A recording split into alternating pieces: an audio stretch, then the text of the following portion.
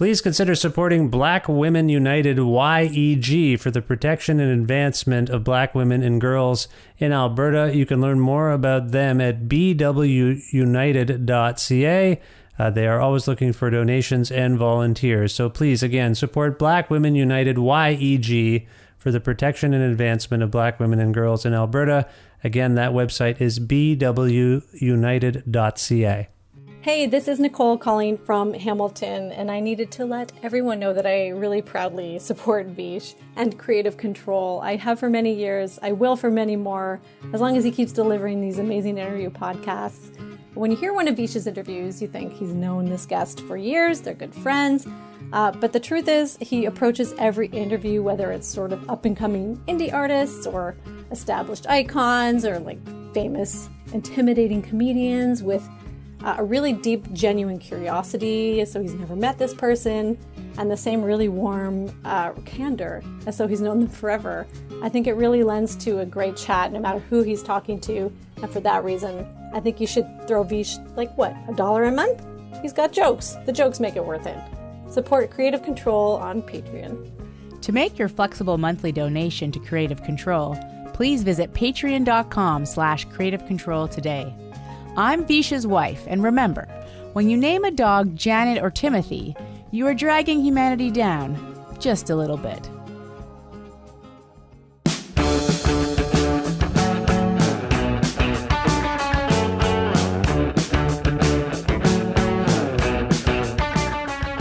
TUNS is a fantastic rock and roll trio powered by almost 30 years of friendship and based in Toronto, Ontario. Comprised of one-time Halifax residents Chris Murphy of Sloan, Matt Murphy of the Super Friends, and Mike O'Neill of the Inbreds, TUNS are set to release their wonderful second album, Duly Noted, on March 26th, 2021, via Murder Records.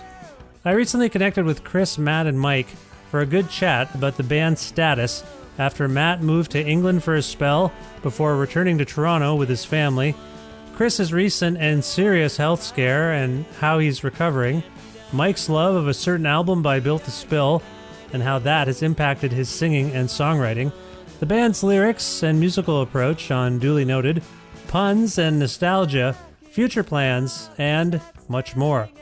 A part of the Entertainment One Network with the support of listeners like you who follow and subscribe to this podcast and spread the word about it, and make flexible monthly donations at patreon.com/Creative Control, with additional support from Blackbird Music, a well-stocked record store with locations in Edmonton and Calgary, and friendly staff who will happily help you source special orders for hard-to-find titles, all of which you can learn more about at blackbird.ca, and Massey Hall's concert film series, live at masseyhall.com, where you can stream dozens of 30-minute films for free, including performances by past and even recent podcast guests like Sloan, plus in-kind support from Pizza Trocadero, The Bookshelf, and Planet Bean Coffee in Guelph, and Granddad's Donuts in Hamilton. This is the 603rd episode of Creative Control, featuring the lovely and talented Chris Murphy, Matt Murphy, and Mike O'Neill of TUNS, with your host, me, Vish Khanna. We stand united, stand as one, go on and fight it, can't be done. We stand united, we'll go on and on and on and on. Hello, TUNS. Are you there? Can you hear me? Hey, Vish, Hello. how you doing? I'm Yeah, well. we're Thanks here. for asking. Thanks for asking. It's How are very you? lovely. I'm well. I'm well. Thanks for asking. I already knew before I asked. It is very nice to see you all this way, and I want to call upon each of you to speak. And I'm going to begin with Matt. Hi, Matt. How are you? I'm very well. Wow, you're starting with me. Oh, no. Oh, No, how are you? It's I'm just great. Too much pressure good. for you to just answer a simple hello? I'm good, thank you. It's nice to see you. Where in the world are you? I'm in Toronto. Nice. What's that behind you Yeah. there? You got a lot of nice Some art. artwork. It's beautiful. That's an Andrew Scott up there. Oh, yeah. That is Andrew Scott. This is Mitchell Weeb. Oh, yes.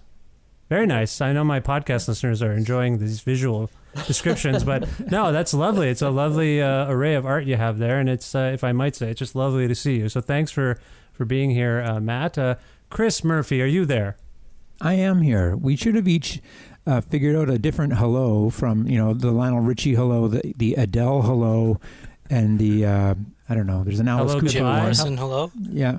Hello, baby. The Big Bopper? Sure, let's get the Big Bopper in there, or whomever. Yeah. We should do a playlist. Yeah, well, it's nice to see you, Chris. How are you doing? I know a lot of people listening are probably who follow you and know what you've been going through are wondering, how are you feeling these days? I'm doing very well. I have Bell's palsy, which I developed, January 10th or 11th. And now it's, I don't know if I'll be completely back to normal, but I'm coming back to normal, and I'm in good spirits and optimistic. And it's, I'm getting acupuncture with electricity or whatever that's called, and whatever. And I think it's helping, or I don't think it's hurting. Anyway, I'm on the mend and feeling good. That's Thank you great. for asking. That's great to see you and hear that. And I will say, obviously, this is scary. Are you okay like that in that regard? Are you doing okay with this? I mean, it's very frightening. I am, and I was mostly, as I was sort of realizing I was becoming paralyzed, I didn't know what Bell's palsy was. I'd heard of it, but I was just, I was nervous that my hand was going to go, or that my whole side was going to be, and when I figured out that it wasn't, I was basically just relieved. It's mostly a cosmetic scenario. It's not going to, I can still whatever. It was sort of having some pronunciation issues, which I think I still have a little bit. They say Bell's palsy is one of the cruelest things to have to say with Bell's palsy. Right. And you sort of floppy mouth, but I'm feeling pretty understandable at this point. It's 5 weeks or more, 6 weeks ago. No, you sound great. You sound great, and I appreciate you being and well. I probably look great too, but it doesn't matter. Sorry, Let's just move on. We haven't heard from Mike. You do look great as well, if I might say. It's just thanks. great to see you. And It's a podcast, though. Well, you look great to me. And now we move on finally to Mike O'Neill. Mike, are you there? I am. Nice to see you. I am. Nice to see you, Mike. Where in the world are you? I'm in Toronto. Right. Oh, actually, I'm going to backtrack. Chris, are you in Toronto? I usually like to GPS everyone. Are you in Toronto? Yes, I am. Nice. Yeah. Okay, good. So we've taken care of that. Mike, how are things going for you in Toronto? Things are going well. I mean, the only thing, I guess the quick note is that, here the band is all together in the area, but we really haven't, played or practiced or written more songs or whatever, so it seems kind of like everything is set up. But mysteriously, the crew is gone, but the dinner was still steaming on the ship in the Bermuda Triangle. It's a good analogy for what a lot of us are going through right now. Yeah, feeling a little lost, disappeared even. Yeah. Well, that's got to be weird. When's the last time TUNS actually convened by your reckoning, Mike? I don't know the exact date, but we did some overdubs for the last two songs that we worked on. One was Words and Music, I think. And so Chris and Matt came to the studio I shared with Sandro Perry at the time. Right. I don't know what the date of that was, but it was just sort of finishing up the last little bits. Okay, so that's a while back now, but you did make a music video. Chris, did everyone show up at your backyard? Yeah, that's right. I did. You guys, see them. No, it's okay, Mike. I'll just fact check you as we go. Chris, everyone convened in your backyard. Is that right? That's right. Yeah, we made a little video in my backyard of us playing in the snow. I couldn't really think of what else we could do to make a video. The other video that playing instruments in the snow. Yeah, I'm sorry. It was a lot to ask, but Matt lives really close to me, and Mike came, and our buddy, let's just say our buddy, Kevin Hilliard, shot it. And he came the day before, Kevin, to set up all the lights. It looked beautiful. But of course, on the day he showed up and he's like, "Where's the remote to turn on the lights?" And I was like, "You can't. I've only got these guys for 2 hours basically." And then he was just in a freak out he's like, I swore I left them here. Anyway, but he did a great job in the end and got the remote. Everything was good. He did do a great job, and he bends over backwards to do a good job, and he did a really good job. But Yeah, it's a video for I don't know if we're should we say for sorry, it's not a secret. For, we stand united. I don't know if we're gonna. I don't want the video's out. Lead the video is out now. Yeah. It's been circulating for a little while. I don't think it's a secret. Well, I just mean I want you to be able to lead the. Anyway, yeah. It's for an undisclosed. No, song. it's for the song "We Stand United." We Stand United. That's right. Yeah, which I thought was kind of. I saw that song on the record. That's a song of yours, there, Matt, I believe, and. I saw that song on the record, and I thought about the fact that the last time I got to see TUNS play live, I think it was over 2 consecutive nights, as a matter of fact, or days. I went to see you guys at the Horseshoe. I don't even remember what year this was. Does anyone want to buzz in with the right year? It was 2018. It was August into September of 2018. That's exactly right, Chris. And it was just prior to that Matt was living in the UK at the time. And just prior to that show, to those shows, we recorded all of the bed tracks for this record. That's correct. That's right. In 2018. That's right. Yeah. So, Matt, you left after that weekend, or you were already in England? You just came back for those couple of shows? Is that right? Yeah, I came back for, other things, but those shows were a big part of it, yeah. Yeah. So I wondered if TUNS was done, because I didn't know you had moved. Matt, you didn't write me a letter. You didn't send me a postcard. I got nothing. These guys were like, yeah, Matt's moving to England, or he's going to move. I was like, oh, no. Well, that's why I'm going to make sure I go to the Horseshoe. And then the next day there was this festival in a field, and my son and I made our way. We watched TUNS play in the afternoon sun, and then we left. We just split. I had a family function to go to. So that was monumental. Was TUNS ever close, by your reckoning, Matt? Was TUNS ever close to being done after that weekend? No, I don't think so. I think we'd always find a way to put music together as we have. I just don't know how much touring would have been possible if I stayed, but hopefully I was always imagining that those guys would be able to come over and to Europe and play. But as it turns out, the pandemic ruined touring for everyone anyways. So yeah, I don't think we ever also planned to stay there for forever. I was always look at it for 2 years and see where we're at. Oh, you and your family moved to England for, I assume, work or something like that. Yes. Yeah. We took jobs over there, and we just always thought we'll see where we're at after 2 years, and the reasons for coming back were more around having another child. So we just wanted to have more family support. Yeah. Well, congrats on that, Chris. I know you've long wanted to be in bands with Matt, and you finally have this killer band together, TUNS. How freaked out were you when Mike, you? No, sorry, Mike. Did you always? I can hear. Wasn't meant to disparage you there, Mike. I just know Chris has a long history of liking Matt, wanting to play with Matt. Do you have that same yearning to play with Matt Murphy at all costs, no matter what occurs? Me? Yeah, you, Mike. Yeah, you. I'm talking of course. to you. Okay, you've had the same yearning and longing? I have. Yeah. But wait. Can I argue with this setup? It's a weird setup. Like I think it's true, but Matt loves me back. Oh, I wasn't suggesting it was unrequited. I just mean you've got TUNS going on and things are happening, and then Matt has to fly away. Were you freaked out that TUNS was done yourself, Chris? Like, did you or Mike? I guess, in a word, I felt betrayed. No, whatever. People have to do what they want to do. He's got a young family, and they're just on an adventure, and they're just we'll just come back to it. It's none of our plan A. We don't. It's hobby stuff, and that's partly what keeps it fun. We don't have to. When it becomes your plan A, as you know, or as I've probably complained to you or to everyone over the years, it gets hard. Yeah. But I've got a pretty good plan A too, and whatever. I do love playing in TUNS, and we do things so quickly that it's kind of funny that I'm happy to have 2 records out in the span of 5 years, but we honestly do work so quickly that we could have had 5 records out in this amount of time.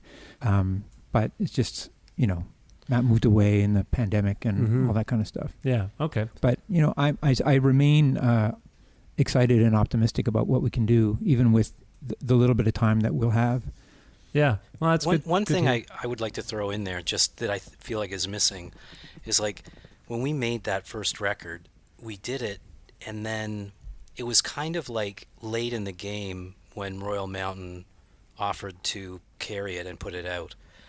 And so we had been sitting on the finished recordings that were already mixed by Ian McGettigan, and then they had to be remixed, and then we had to enter this like schedule of releases at Royal Mountain.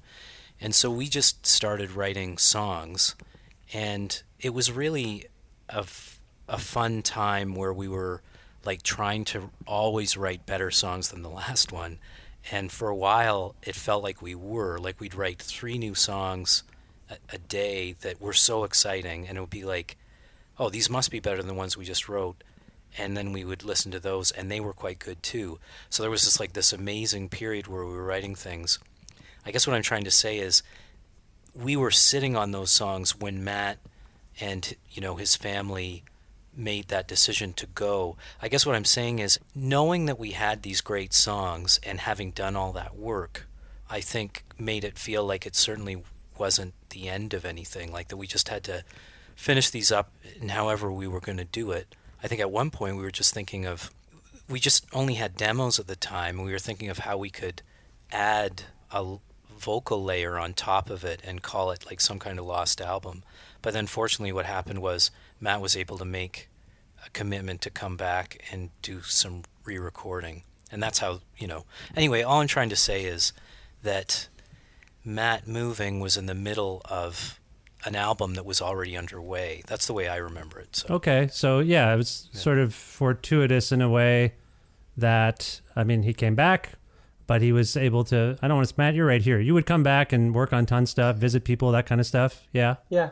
I think I don't have the chronology as down pat as Mike does, I don't think. But I remember when I first moved to England that spring, my wife was working and I was yet to take a job.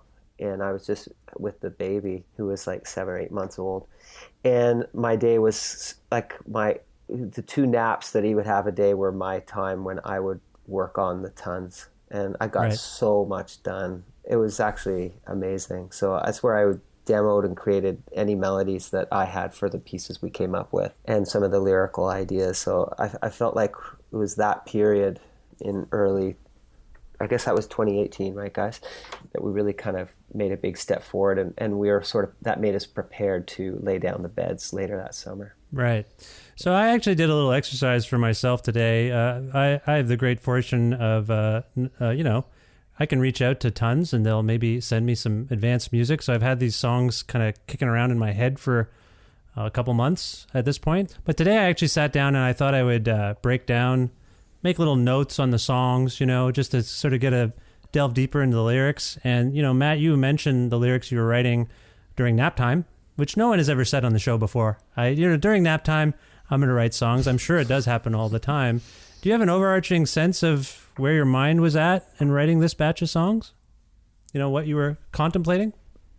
I guess it was definitely, it was definitely around what me and my wife were doing and trying to decide what to do and comparing our lives before and after, kind of a radical change like that. So I think the lyrics do reflect, some of them anyways, Stand United, I suppose. Definitely looks at our history together. And the last song, what's it called again, guys?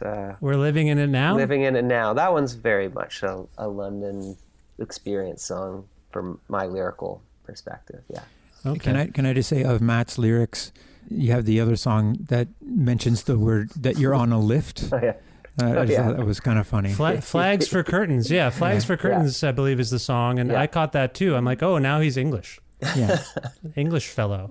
Actually, I texted this to Mike there, Matt. I heard a lot more Clash stuff coming up here and there on this record. Does that resonate with you? Do you like the band The Clash?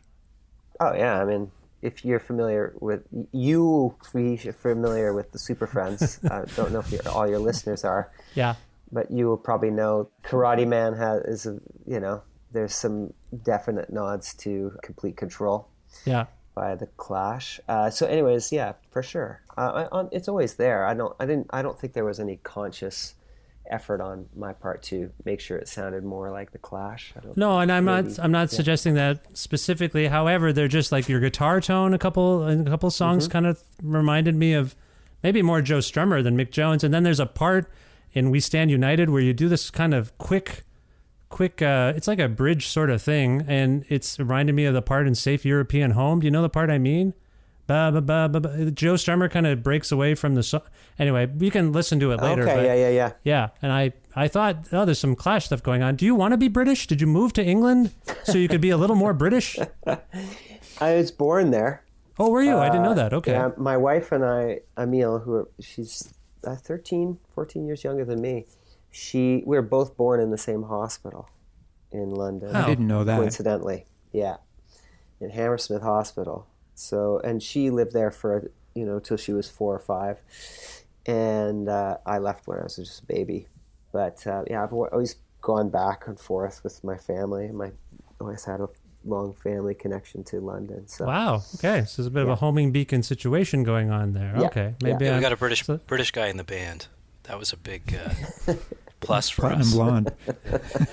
Does that help in any real capacity, Mike, to have a British fellow in the band? I mean, I don't think about it, but knowing that a British guy is in the band helps a lot for sure.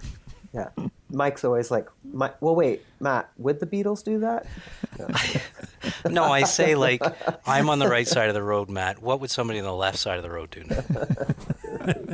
It's not because of the imperialism. That's not why you wanted a British guy in the band. Is that right, Mike? Just to clarify. That's right. Yeah, it's like Okay. you're sticking your foot in it. All right, I see. Okay. Well, I appreciate that, Matt. Chris, sort of similar question. Your lyrics, my wife we were making pizza just now. It's pizza night. Have I mentioned that already? Yep. But it's pizza night here. And I was like, yeah, Chris's songs, like, he's normally a very personal songwriter. I feel like when I hear a Chris song, I kind of have a sense of where he's at in life. And these ones, like, I'm surprised by some of the themes. And she's like, oh, well, maybe he's writing a lot about just being in TUNS. And I was like, oh, I don't know if he might be doing that. What is your sense of, do you have an overarching sense of these songs, what they might mean? The thing is, I'm a big fan of the band, but I just think the idea of talking about the lyrics is like talking about, like, to me, we spend all this time, we make up the songs in a sort of flurry of excitement, and then we hammer them. Then there's the sort of slightly less exciting stage of hammering them, applying songwriting chops to make them into songs, and then there's the excruciating level of trying to put lyrics on. That's painting the trim or whatever. Like, that's the hard part, like the boring part. I don't mind talking about my lyrics. I can't even remember what they are. I think that I'm inspired by, I would say, Mike's brevity. He and not just brevity. Like, it's he's also very, whatever. I know he's here, but like, he's also said he will just offer something. You could also say this, and it's usually just a subtle change, and it's always great. And I'm comically the other way, where I'm like, Chuck D, like filling like 3 paragraphs before you hit the chorus kind of thing. And Mike has got, you look at Mike's lyrics, and it's only this long, and that's all you needed. And so I was, I think, inspired to sing a little bit less, and I'm probably a little bit more vague too. I don't know. I can't remember the lyrics that I have going. Is this are these songs newer? I mean, you're a prolific songwriter. You've been writing songs for decades. Are you pulling things out from way in the past, or are you writing fresh for TUNS? Like, are you going into your bag of old song ideas, so to speak? Well, it's funny you say that, because I've always, having been in Sloan so long, and I always poo-pooed side projects because I didn't want Sloan to get crappy material. And part of what justified I went to be in TUNS and kind of felt like I was breaking my own rule. But part of me feels that I don't have to feel bad about it, because the TUNS songs just come out of thin air. Like, we really just press record on the voice memo and just like, let's make something up. And usually I'm trying to play a beat that I like, or that I think that I can play. And then we really just start making it up on the spot. So I've yet to have to sort of dig into my cache of crappy song ideas that I have going. Okay. I have lots of those, but to me, it's lyrics. That's the hard part. That's the boring part. I do remember the first time we got together for the first time we ever rehearsed together, and I was really, I don't want to say I was nervous about it. I just wanted it to work. Like, I really wanted it to work under any, circumstance.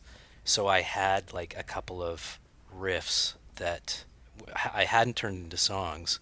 It wasn't anything that I thought was like really good because I was saving that for me. But I had a couple of riffs I didn't know what to do with, you know. Classic Mike. And so I brought those in, and they were good riffs. And we spent time trying to turn them into songs, but they didn't go anywhere, probably because they were just like good little riffs that didn't go anywhere, and it was kind of confirmed. And then it wasn't until I feel like somehow we were able to relax, and then it started happening. And I feel like the second record is just, I feel like we're on our legs in terms of like writing together. I think that what I'm trying to say is it's melting together a bit more than maybe the first record did, for me anyway, because I think I was still kind of self-conscious about being an individual in a band on the first record.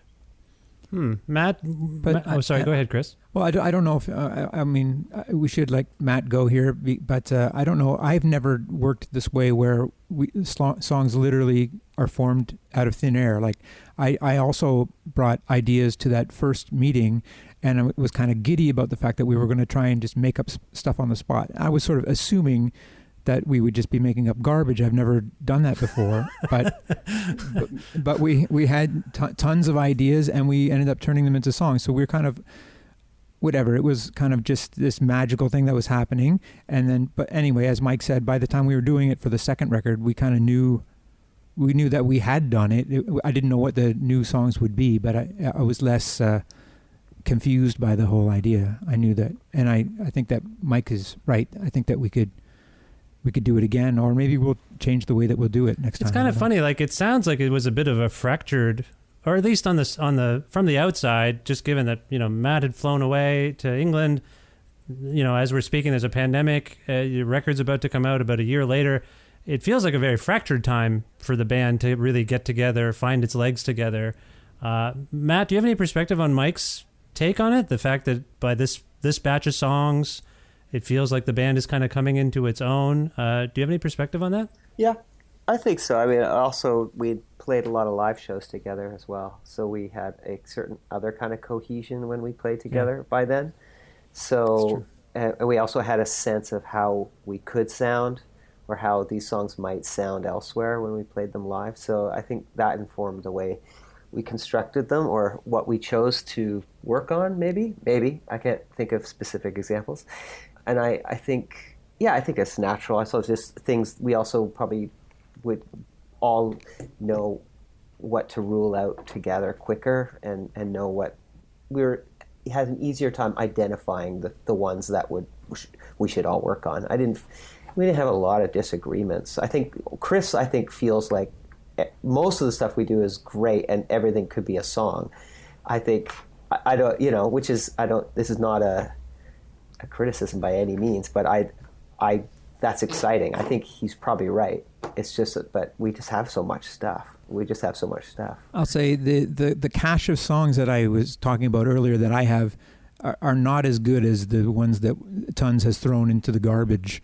You know, I would kill for those ideas. I might end up stealing some of the TUNS tossed off ideas. Well, Chris, you know, you deferred a little bit from my lyrics question. I appreciate that. I just wanted to say that. Like, I know it's weird to get into your songs a little bit.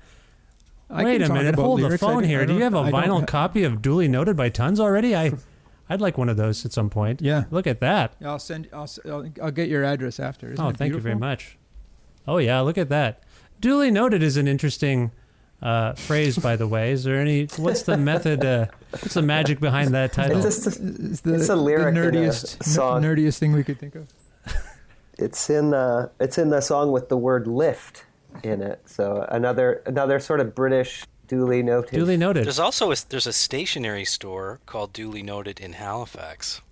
Oh, it is? Yeah, Okay. Located very close to where TUNS used to be. What? So, come on. Yeah, it's turning into a tour. Interesting. That is weird. There's a lot of weird, you know, connections. It's obviously got a double play on double meaning, I suppose. Duly Noted? Not that we want to underline particularly. Did you spend any time at the Duly Noted stationery store, Mike? No, I didn't. I just I barely noticed it. You're a puns guy, though. Do you appreciate it when a company has like a joke name or like a play on something? Me? You, Mike. Yeah, you don't I'm like. not a puns. You don't like puns? It's not like I don't like Chris, them. I just you are a pun guy.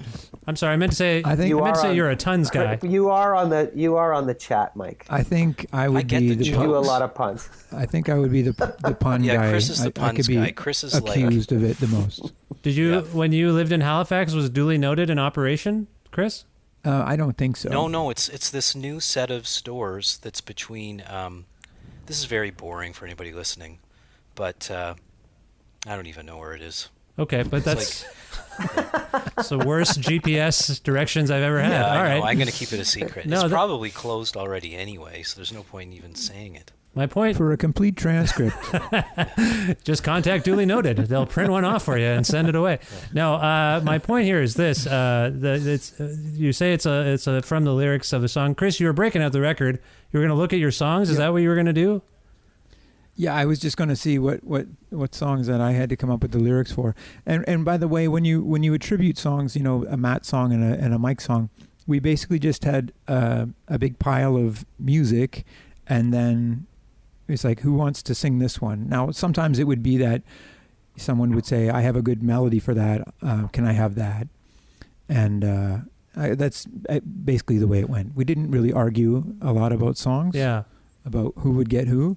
No, and melodies, like there's melodies I sing that are fragments of things that Mike sung. I heard him sing over sometimes different parts of the song. So it's really it's a real collage of effort. It's a collage of effort. Yeah, that is the review has been written right there. A collage of effort. 9 out of 10. That's an art store that's right by Duly Noted. Collage of effort. Yeah, that's right. Yeah. No, Mike, I neglected to ask you the same question that I asked Matt, and Chris politely declined. The reason I'm interested in the TUNS songwriting, by the way, here, Chris, is that I learned a lot the last time we got together to have a chat. At the time of the first TUNS record, you said that, you know, some of the drum beats were like other people's drum beats, you know, from popular music or whatnot, and you were like, let's just try to play to these beats. I did that again a little bit, but I think probably less so. I think it was not discouraged, but I think it was just like, let's just sort of like take it easy and let's just play the drums. Right, properly. sure, fair enough. I think also our starting places are. I think back in the first period, we were looking for any mechanism or artifice to get us started creating. Yeah, so like that's true. Picking a drum beat that's already like figured out was a good starting place, and that Mike and I could react to. Yeah. So in this instance, we have, like Mike was saying earlier, a bit matured. Well, there was also the other thing that stuck out about that last conversation was the song Lonely Life, which I had attributed to Mike because Mike sang lead on it. And then in the interview, it was revealed to me that, Chris, you actually wrote that song, which I found fascinating. You gave one up. About me, and then he made me sing it. No, I didn't. I think I wrote it. I think I did write the lyrics, though. But, I mean, I think the melody and all was probably figured out by you, Mike. No, I don't remember. We don't have to. I did not know. Anyway, it's very funny. It's very funny because we're talking about brevity, and I think, like, when I hear my voice recorded, it's like, it's like on a different. It's like, what happened? Why is it so slow? Anyway, so Chris hands me this. I wake up with the sun and a smile on my face, and it was just sort of like the number of words per minute is so much higher than mine. I had so much trouble, and there was like like these kind of like jumps, and either my brain or my mouth or whatever, or just sort of like. It's offensive or something. Like I can't sing that quickly, so it took me a lot of time to get to that speed. Right. Which I found really interesting. Like I'm not against it, and it's interesting to have done it, but it always, like, when you are responsible for your phrasing and your words, it kind of is you all the way down, you know.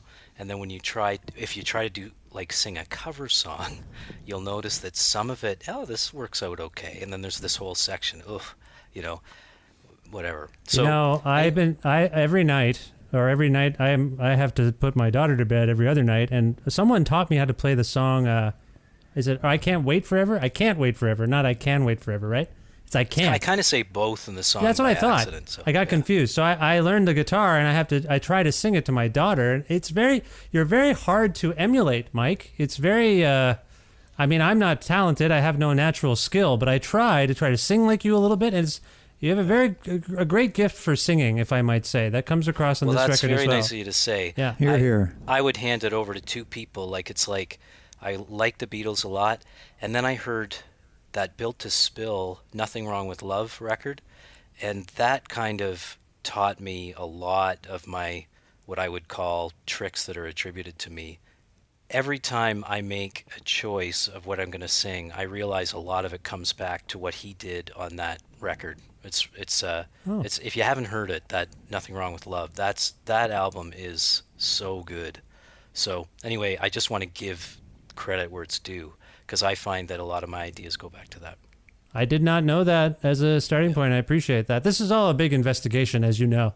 Me just delving into what makes TUNS happen. It's the Clash. Yeah. The Clash, Built to Spill, and puns. I'm not trying to be reductive. I find that kind of stuff interesting. Chris, we'll get back to you about the songs. I know you're still poring over your vinyl copy there, but I was just going to point out visually that My Memories is this long. yes. And it includes all of the choruses or repeats. They're all in there too. Like it's 3 lines long. Yes. And it's beautiful and it's fun. Yes, My Memories was the first single, and when we played it, I played it in the house, and my wife was like, "That's it," and I was like, "Yeah, that's the whole thing." It's very much this brevity thing we're talking about. I remember Iggy Pop said that about some of the Stooges songs. Like he wanted to say and express as much in as few words as possible. So, Mike, you mentioned Built to Spill. I'd say you're kind of like the band's Iggy Pop, if I might. Does that resonate with you? Sure. Yeah. I only know I don't know Iggy Pop well. So, but it sounds cool what you're saying. So Just kind of like very simple but catchy words. My Memories is a great example of this. It's a wonderful song, and I want to ask you a little bit about your songs, Mike. Do you have an overarching sense of? I think all my songs on this record are about reaching an age where you're kind of like, I could have made choices and I'd be somewhere else. And isn't there a whole Star Trek The Next Generation episode about that, where Picard has like this alternate life in a... anybody know what I'm talking about? I'm thinking of Sliding Doors with Gwyneth Paltrow. That kind of happens in that too. It's just sort of like the idea... Like, I remember I was on tour with the Inbreds, and we passed this city, and I looked in the city, and I thought, I could have lived there, and what would I be doing there? And would I know what life could be like outside of there, a whole different life? Anyway, I had that thought, and I think I kind of saved it all these years, and then I'm just sort of at an age right now where I'm writing songs like that. So I think many of the songs have that theme, thinking about memories and... thinking about other lives and stuff like that. When I hear you say, and Matt, I guess I saw on the Instagram that Matt also sings the chorus of I Cannot Help My Memories. But by the way, doing really well on the Instagram, if I might say. It's very enjoyable, the TUNS Instagram. I don't know which one of you is... Chris Murphy. Oh, yeah, Mike Chris and Matt. Murphy. I recommend that you follow it. Follow TUNS Man. Chris, you're doing well on the Instagram with the murder. I don't want to go too divergent here, but the Murder Records stuff from a few months ago, you started up a Murder Records Instagram, and if that wasn't enough, you started up another one. But the first one that I was following, where you put all the records up every day, that was fantastic. Congratulations on that. That was a great idea. That was a fun time, and people chiming in, and had a virtual Local Rabbits reunion there. It was fun. And then I kind of foolishly started another Murder Records account because I wanted to keep the discography just pristine. But now nobody follows the second one. So you said foolishly. I to... didn't. I didn't say foolishly. You said it. Well, no, it's fine to have many Instagram accounts. Yeah. No, but it's great. And so this record, by the way, just since we're on the topic, a Murder Records release. Is that correct, Chris? Yeah. So it'll go on the Murder Records discography when it on March 26th. Yeah. Okay, I'll follow. I'll like that one. I like that post. Will it go on the other one? What's the other one? The other one is just kind of, it's a hodgepodge. Okay. It's just so that I can do whatever, like a funny old video of Patrick or Yeah, that whatever, was that fun. kind of Those thing. have been fun. Yeah. Yeah. It's really good. Matt, have you been engaging with this stuff? I was just talking to Mike about memories, reflecting upon the lives that could have been. Chris has now been delving into sort of the past with the Murder Records catalog. Do you engage with nostalgia on that level or the past on that level? I spent a long time fighting nostalgia in my life for whatever reason. Nostalgia To machine. just to look forward. So I don't know. I don't know. I don't look back. I don't allow myself to look back that much, to be honest. I just think about, when it comes to music, I think more about the next thing to make. And that's where my brain is at when it comes about music. In life, I guess there's some nostalgic things that come back. But I don't know, but for some reason, somewhere along the way, I got sickened by the idea of nostalgia. And I try and not to give in to it. I don't think it's rational, but that is what I go through. Chris just alluded to a Super Friends song off of Love Energy called Nostalgia Machine, which I believe, did you write that one? Yeah, and I had a hand in that, yeah. And it seems to be cynically talking about what you're just describing, like just sort of being steeped in the past. Is that right? Yeah, I understand some people, it's a controversial song in Halifax. Some people have a strong distaste for it. And I get it. But I mean, yeah, I guess it's a little on the nose, I guess. Well, curiously, that song ends with "You're gonna wish you had never been born," and Mike's got these songs about being in another life. I would be this, I would be that. There's something going on there. Like when I think, as you guys know, I'm a big TUNS fan, and this to me is a very a holy trinity of music for me. Like you three together, it's really magical. And Mike describes being nervous at the first practice. Does your history get like? I assume you put it aside, you compartmentalize it, but does it ever sort of come into your mind like, oh my God, there's so many decades of friendship here and times we spent together? Does that come through in the TUNS songs per se, or not? Chris, I'll let you feel this one. It's a big one. Do you feel like you're writing about TUNS? Again, lyrically, I don't feel like I am. Maybe I haven't. I should have thought a little bit more about it beforehand. I'm just excited to play with these heavyweights. I'm excited that everybody's grown up and has lives and plans, and families and all. And I'm just was grateful that these two guys would get together and play with me. And I can play the drums enough that I can be the drummer, and it's distilled down to just the three of us. Everybody can sing, and everybody's great on their instrument. I'm being the weakest on mine, but I'm fine. And I feel like there's not much more we can talk about except for lyrics, but I don't think it's the most exciting part of what we do. I think the songs are really awesome. The lyrics are fine. And I think the recording. Come on, you're selling yourself. You're the recording selling yourself is really short. I think You're selling me short. Yeah, you're selling Matt in particular short. He's got. The recording is really good too. Mike did a really great job on the recording. Like, I think I do think the record is top notch. I think these guys are. I'm really happy at all things to do with this band. Okay. Whether it's posting on Instagram. Vish, to answer your question though, quickly.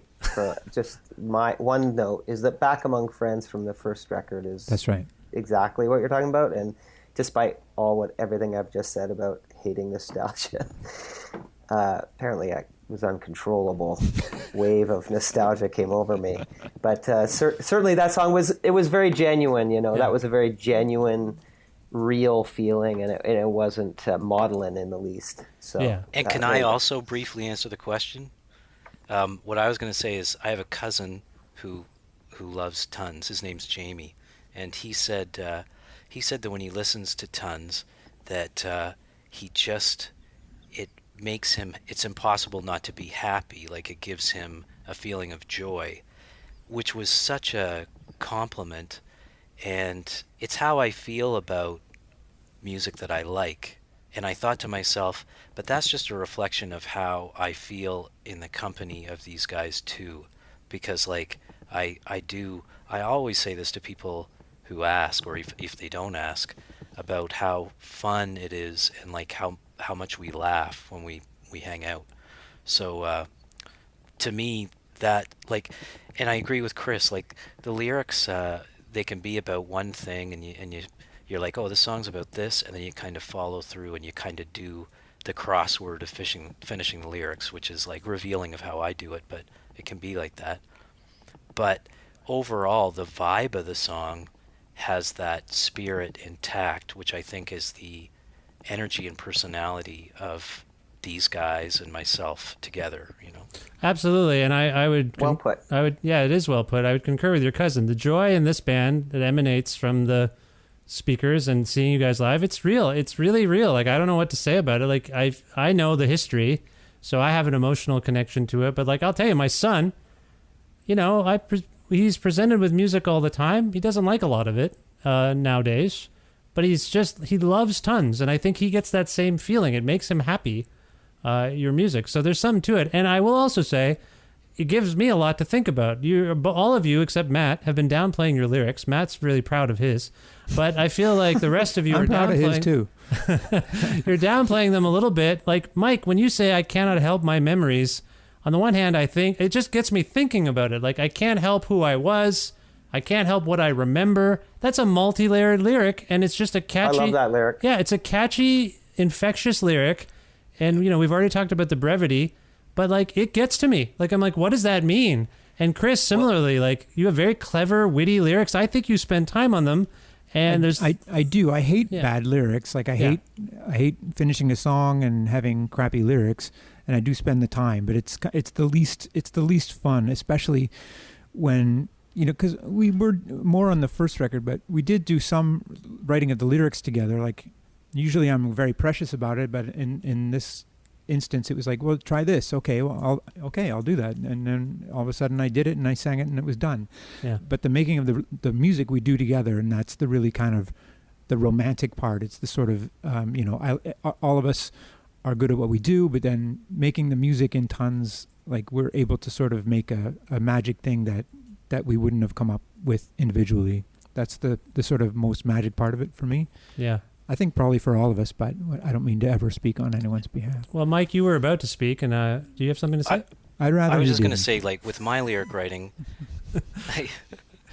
I'll keep it short.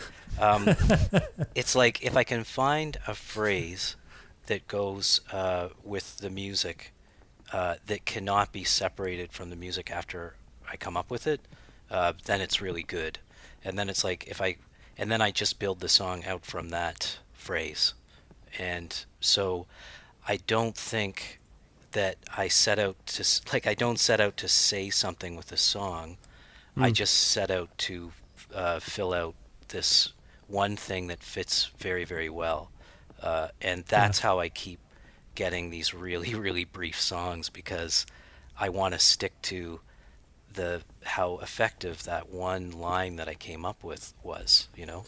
And I remember with I Can't Help My Memories, at one point when Matt was doing backup, he said, is it I can't help remembering? And I was like, oh, that's what I should have said. I should have said that. Now I'm going to have to redo the whole, you know, thing.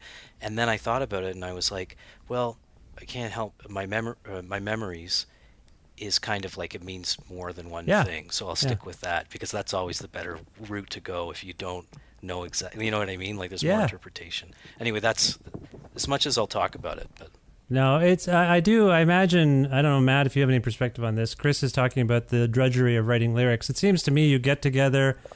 It is drudgery. Well, except when there's nap time, and then you can write lyrics. It's really fun. You got something to kill the time. Yeah. No, I was just going to say, I imagine part of it, I'm guessing here, but you get together to play music. It's fun. You're together, and then you scuttle off in isolation to come up with some words, and then you have to bring these personal things back to the group and be like, I wonder if they're going to like them. That's a lot of pressure, I'm guessing, too. What do you think of that, Matt? What do you think of my theory there, Matt? The theory that there's pressure in showing people your lyrics? Yeah, that's my theory. Yeah. I mean, it's not as easy as suggesting a chord progression. Right. which can easily be dismissed. I don't know. You say, oh, how about this then? But it's like lyrics. It's like, I don't know. It's like, okay, see, give me 2 weeks. I'll come back with something new. It's a little bit more riding on it. So it's just, and it is, like you say, it is you're opening yourself up to being judged as a human in a way. Your feelings, like, your thoughts. Yeah, you're like, and if the lyrics aren't good, maybe you're being too closed off. I don't know. Right. But also, I don't think we're not overly critical of each other's lyrics either. We sort of let people do what they want to do, and if there's things they can do to subtly help and add, they do. So there's lots of good lines that these guys have given me on the new album for sure to help me finish my lyrics, which is great. Yeah, well, I don't mean to dwell on we've dwelt on the topic of lyrics, even though I don't think it's a favorite thing. But I will say I just wanted to point them out because I think they're very special. A special part of the band for me is all of you are fantastic singers. It's great to hear you working together. I know I gave Mike all the singing chops compliments earlier, but it's a lovely amalgam, as you know. And I think the whole package is great. So I'm not ignoring the lyrics. No matter what Chris says, great lyrics, good job. I appreciate this band. What is sort of next in the pandemic? I mean, there's a pandemic, so this question is always tricky. But Matt, you've been in Toronto for quite some time now. So, but Mike, you also say you can't get together that much. Chris, what is kind of coming up for TUNS, given the predicament we're all in, and just in terms of what the band has been up to, so to speak? Well, we have a record coming out March 26th, and there's not much we can do. I'm considering, we're just going to sell it through we're just going to sell it online. I'm considering selling it out of my garage that day or something for fun for people who live in the GTA that don't want to have to spend $15 ordering something from Scarborough. Right. But I don't know if I will. If the weather is good, I'll probably do that. Oh, that's cool. Other than that, I don't really know. We talked about doing another video, but these videos are getting 1,000 views. I don't know if it's worth doing another one, but I'm happy to have them because we can't really tour, so it's just something to promote, and it's fun. Just get together for an hour or two and just shoot something silly, and okay, I'll edit it. I would love to play shows or do a live broadcast or whatever, but it's probably not going to happen anytime soon. Yeah, that is the bummer part of this. Mike, you engineered this record. I assume you did a lot of thinking about these songs. Is there anything that didn't make the record that was recorded, that was attempted? Yeah, I mean, there's a couple of songs that spring to mind right away. There's one that Chris could probably finish pretty quickly. Oh, and then there's one that's done. It has lyrics, but it was just I just found it was so high. It's in B, and I need it to be in G. I basically need it to be re-recorded. That one that we were calling Dionne Warwick. You were calling a song Dionne Warwick? She's all the rage right now. She's really big on the socials. Yeah, she's taken over Twitter, where they're like, Matt, you follow the Twitter. Did you know about Dionne Warwick? I'm familiar with this. Yeah, she's great. Folksy and doesn't understand it, but it's actually really entertaining. So that's weird. Yeah. You've had this song about Dionne. Is it just because? Why is it called Dionne Warwick? I think it was just the melodic phrase or something. Oh, okay. Or the chords, yeah. But sorry, I interrupted Mike. Sorry, and there was another song that I think that we just referred to as Booker T and the MGs, and it's cool, but when you started trying to sing over it, it was really dorky. I couldn't think of anything that didn't sound incredibly dorky. I couldn't anyway. And that is one thing that I feel like we do to ourselves. The one thing I wanted to say before is, remember, there's lots of bands that have a person who is the lyricist, and often it's the singer or whatever, but maybe they don't have as much trouble coming up with the words, or they do them faster at the time, I'm not sure. But I think with Chris, Matt, and I, from what I've seen, we all kind of have no trouble coming up with melodies and chords. It's very easy for us. And then just sort of to finish the lyrics. And I'm not embarrassed about anything that we do. It's the harder part, that's all. And it's the part where you are putting yourself a little bit more maybe on the line or something. Yeah. But all I was going to say was, what we would do is we'd write these songs and play them instrumentally, and they'd be quite thick with all these ideas, but then we would get copies of them and write lyrics on top of those things. Like, I guess what I'm trying to say is sometimes we didn't even know what the melody that we were going to sing over the song was going to be when we took them away. And I think that's interesting because I'm kind of excited about a new phase of TUNS where we force ourselves to kind of like maybe finish the lyrics faster or, you know, in the beginning, and then kind of do arrangements around those. I think that would be something a little bit different than what we're doing.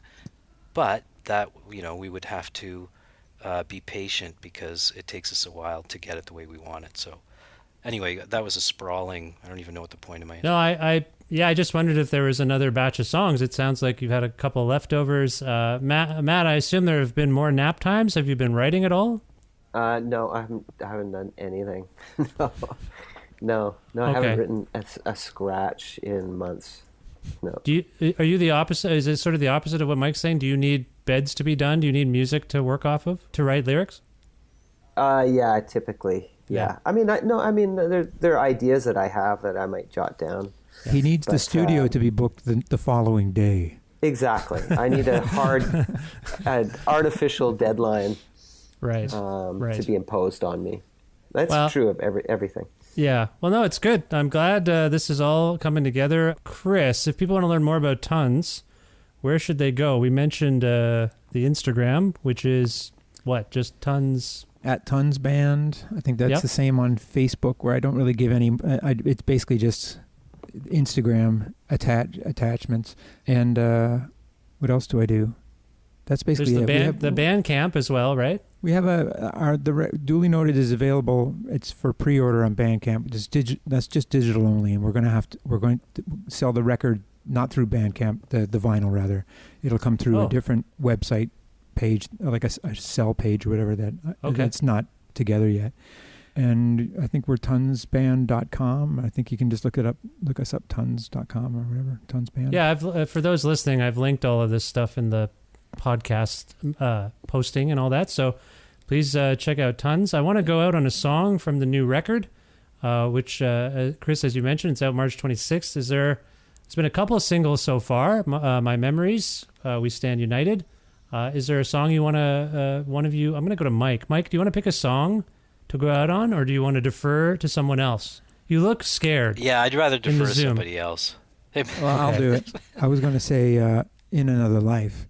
I like that one because Mike sings the first bit, then Matt sings the second bit, and I do sing the third bit with Mike. It's kind of showcases everybody a little bit. Yeah. Nice. Mike, you okay with that? Do you want to add anything? That's good. I'm glad. I think we... Which song? In Another Life. Oh, yeah.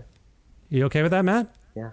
Yeah, very much so. It's a great song. I think we talked about it already. Do you want to say anything more about it, Mike, or should we just play it? Oh, no, just play it. Well, look at that. That looks great. Look at this cute record. Look, it's beautiful. Has anyone else in the band seen this or obtained a copy? I haven't seen it yet. Just Chris sent pictures. That's the most I've seen of it. Oh, look at that. Yeah. Side 1 has a target. Side 2 has 2 dice. Oh, yeah. Very good. Very, very good. It's lovely. Great. These great drawings that Mike did. Is this a Murphy Design layout, though? Murphy Design, yeah. Murphy Design. Okay, very good. All right, let's go out on some music by TUNS. This is In Another Life from their beautiful new record, Duly Noted. Matt, Mike, Chris, thank you so much for this time. I hope you enjoyed it, and best of luck in the future. Thank you, Vish. Goodbye, Vish. Thank you. Thank you.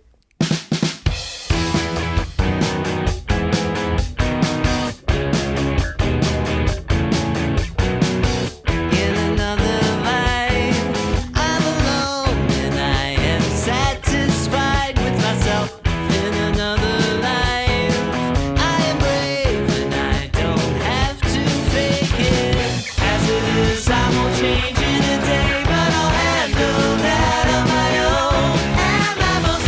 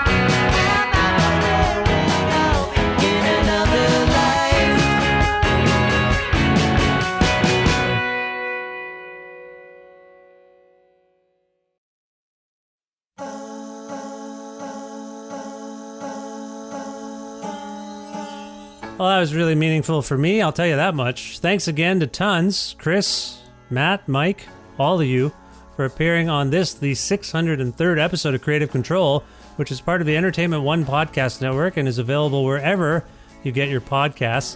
If you can't find an episode that you've heard about, you're looking for it, you don't know where it is, or if you want to learn more about me and sign up for my monthly newsletter, please visit my website, vishkhanna.com.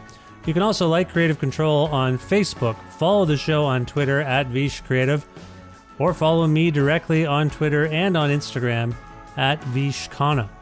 Visit patreon.com/creative control to make a flexible monthly donation to keep this show going. A reminder that $6 or more a month grants you access to exclusive content, archive video, audio, whatever I can find that I think might be interesting to you.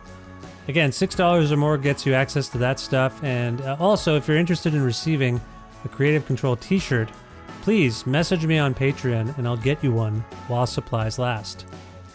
Thanks again to the fine Alberta record retailer Blackbird Music, which you can learn more about and place special orders at blackbird.ca. Maybe you want to order Duly Noted by TUNS and you live in Calgary or Edmonton or elsewhere. I think they might. I don't know if they mail stuff. I shouldn't say that. But anyway, Calgary, Edmonton, Alberta, go to blackbird.ca. Order that TUNS record. Also want to thank live at masseyhall.com, where you can watch beautifully captured concerts by great Canadian artists like Sloan. Chris from TUNS is in Sloan. You could watch that. Also want to thank Pizza Trocadero, The Bookshelf in Planet Bean Coffee in Guelph, and Granddad's Donuts in Hamilton for their in-kind support for the show. As always, thanks to my friend Jim Guthrie for letting me use some music of his on the show. You can learn more about Jim and all of his work at jimguthrie.org. And finally, thank you. Thank you for listening to this episode with TUNS. I hope you enjoyed it. If you don't know TUNS, they're great. Great people. I love their music. If you do know TUNS and you know the show, thanks for your continued support and for subscribing to the podcast and maybe telling your friends to check it out. Maybe they'll want to listen to it regularly and subscribe to it. Just spreading the word about the show is meaningful. So thank you for even contemplating doing that. And that's all I have for now. I really appreciate you for listening, and I hope you're doing well, and I will talk to you soon. Bye for now.